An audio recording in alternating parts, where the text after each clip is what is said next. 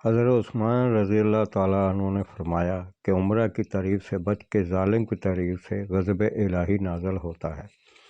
دوستو، انسان کی زندگی میں تعریف بہت اہمیت رکھتی ہے۔ جو انسان محنت کرتا ہے اور اچھائی کی طرف جاتا ہے تو تعریف اس کا حق ہوتا ہے۔ تعریف جو ہے انسان کے اندر ایک جوش، ایک ولولہ پیدا کرتی ہے، لیکن وہ تعریف جو صرف اور صرف ایک ایسے شخص کی جائے کہ جس کے پاس صرف پیسہ ہے اور پیسے کی وجہ سے اس کی آپ تعریف کر رہے ہیں، اس کو کلیپنگ دے رہے ہیں، آپ اس کے لیے کھڑے ہو رہے ہیں، یہ بہت بڑا عذاب ہے۔ دوستو، پیسہ جو ہے وہ یہ دیکھا جاتا ہے کہ یہ پیسہ کس طریقے سے اس نے کمایا ہے، لیکن ہمارے ہاں یہ رواج نہیں ہے۔ ہمارے ہاں صرف یہ ہے کہ سٹیٹس کیا ہے، یہ پیسہ اس کے پاس کتنا ہے، اس کے پاس کار، کوٹھیاں، بنگلے کتنے ہیں، یہ اس کا پیمانہ ہے اس کی تعریف کا۔ مئی میں مزدور ڈے منایا جاتا ہے، وہ حق ہے اس کا۔ ایک مزدور جو محنت کرتا ہے وہ تعریف اس کی ضرور کرنی چاہیے، اور اس کا حق ہے، اس نے محنت کی ہے۔ جو امپلائی محنت کرتا ہے اور باس اس کو ریوارڈ دیتا ہے، اس کی تعریف کرتا ہے، وہ اس کا حق ہے۔ لیکن جو چاپلوس ہو کے باس سے سب کچھ لیتا ہے، وہ تعریف اس کا حق نہیں ہے۔ تعریف کا حق جو ہے وہ محنت کرنا ہے۔ لیکن انسان کی آنکھوں کے اوپر دولت کی پٹی ایسی چڑھی ہوئی ہے کہ وہ صرف یہ دیکھتا ہے کہ جس کے پاس بہت مہنگی کار ہے وہی تعریف کے قابل ہے، کیونکہ اس کے پاس پیسہ ہے، حالانکہ وہ شخص سے اس کا کوئی واسطہ نہیں ہے، اس نے اس سے کچھ لینا دینا نہیں ہے، لیکن بس واہ جی واہ کیا بات ہے۔ اور پولیٹیشن، لوگ پولیٹیشنوں کو نعوذ باللہ خدا سمجھنے لگ جاتے ہیں۔ وہ سمجھتے ہیں کہ سب کچھ انہیں دینا ہے، انہی کے ذریعے کام ہونا ہے۔ میں اپنے ارد گرد دیکھتا ہوں دوستوں کے بھائیوں کو، وہ اتنا کرتے ہیں کہ خدا ان کو رحم کرے کہ وہ اپنے سیاست دانوں کو اپنا خدا سمجھ کے بیٹھ جاتے ہیں، ہر کام ان سے ہوگا۔ ایک صرف تصویر کے لیے، پاس بیٹھنے کے لیے وہ لوگ جو ہے مر جاتے ہیں، وہ حیا بھول جاتے ہیں، وہ اپنی عزت، اپنی ہر چیز کو داؤ پہ لگا دیکھتے نہیں ہیں کہ یہ بندہ پیسے کے لالچ میں کر رہا ہے، یہ کیا کر رہا ہے، اس کا ضمیر کیا کر رہا ہے، اس نے پیسہ کس طریقے سے کمایا ہے۔ لیکن یہ ہے کہ اس کے پاس تلگ ہے دنیاوی، میرے کام آئے گا، میں اس کے ساتھ بیٹھ جاؤں، ایک تصویر کھنچا لوں، یہ میرا فخر ہے۔ فخر کس چیز کا ہے بھائی؟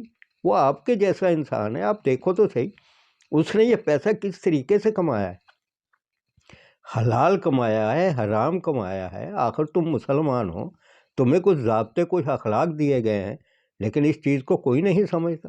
وہ یہ سمجھ رہے ہیں کہ زندگی بس ایسے ہی ہے کہ جن کا بہت زیادہ تعلق ہوتا ہے، خواہ وہ گنڈا ہو، وہ بدماش ہو، کوئی ہو، اس کا اثر و رسوخ ہے تو اس کے ساتھ جو تعلق ہو جاتا ہے تو وہ سب سے بہترین ہوتا ہے۔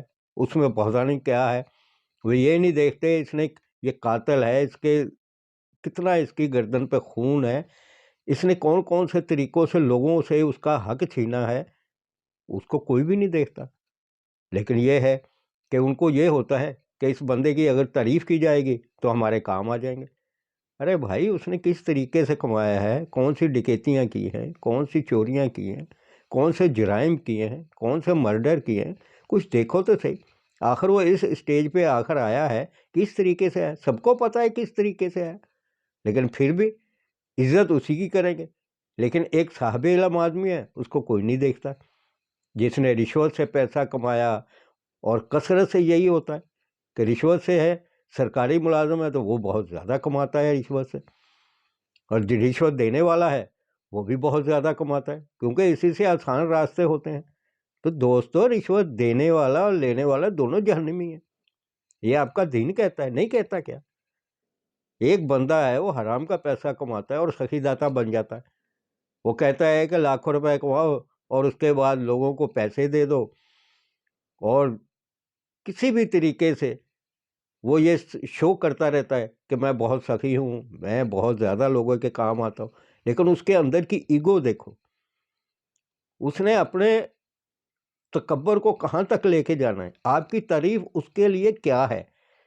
دوستو، یہ جو آپ تعریف کرتے ہیں کسی ایسے شخص کی جو ظالم ہے، تو پھر اس کا انجام کیا ہوتا ہے آپ تصور نہیں کر سکتے۔ اس شخص کے منہ کو خون لگ جاتا ہے، وہ سمجھتا ہے یہ تعریف جو ہے یہ میری اپنی ذاتی قوت کی وجہ سے ہے، جو میرے پاس طاقت ہے، میرے پاس پیسے کی دولت ہے اور میں جو چاہوں وہ کر سکتا ہوں۔ تو اس آگ کو بھڑکاتا کون ہے؟ اس آگ کے اوپر پیٹرول کون ڈالتا ہے؟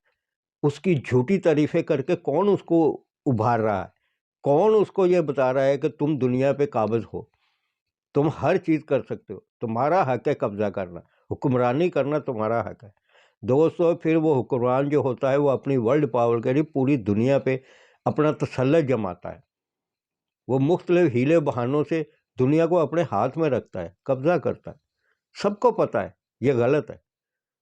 ملکوں میں جو سپر پاور ہوتے ہیں وہ پوری دنیا پہ قبضے کے لیے اپنا ورلڈ آرڈر چلاتے ہیں، سب کو پتہ ہے یہ ظالم ہے، یہ اپنی پاور سے دنیا کو تباہ کر رہا ہے، قبضہ کر رہا ہے۔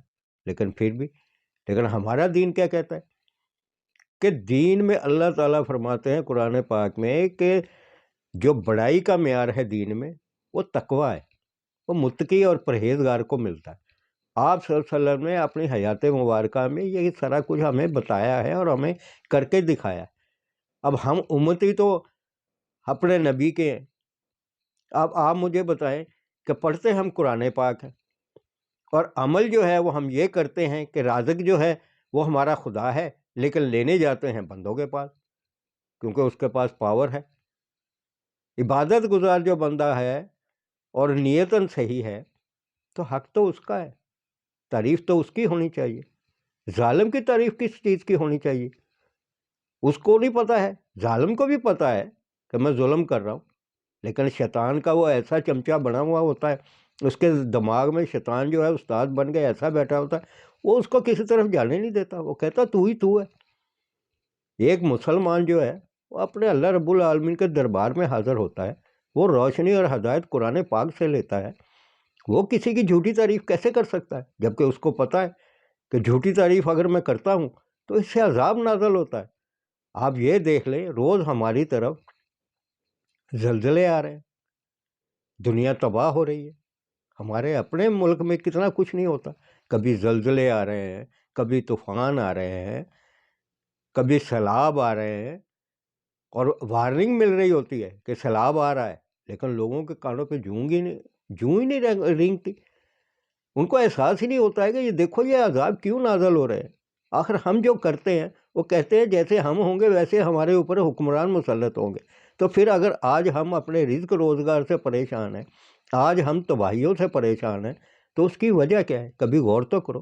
حضرت عثمان رضی اللہ تعالیٰ عنہ کا قول جو ہے کہ عمرہ کی تعریف سے بچ، کہ ظالم کی تعریف جو ہے وہ غضب الہی کو دعوت دیتی ہے۔ تو آج پوری دنیا میں کیا ہو رہا ہے؟ ظالم کی تعریف ہو رہی ہے، پہاڑ جو ہیں لاوے اگل رہے ہیں، بستیاں جو ہیں وہ اجڑ رہی ہیں، لیکن کوئی نہیں سمجھ رہا۔ ہمارا معیار کیا بن گیا ہے کہ اگر کوئی سیاستدان ہے اور اس کے پاس پاور ہے، وہ پیسہ ہے، وہ ہماری آنکھوں کے آگے بنا ہوا ہوتا ہے، کس طریقے سے بنا ہوا ہوتا ہے وہ بھی ہمیں پتہ ہے، لیکن ہم اس کے ایسے چمچے بن جاتے ہیں کہ ہم چاہتے ہیں کہ ہمارا تو بس کام ہونا چاہیے، بھول جاتے ہیں کہ ہم مسلمان ہیں۔ ہمارے دین ہمیں کیا دیتا ہے، کیا تعلیم دیتا ہے؟ کیوں تباہیاں آ رہی ہیں؟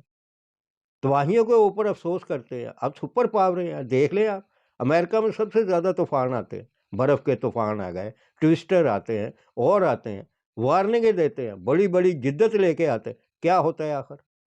آپ دیکھیں تباہی و بربادی وہاں پہ کیسی آتی ہے، وہ بڑی بڑی بلڈنگیں چند سیکنڈ میں زمین بوس ہو جاتی۔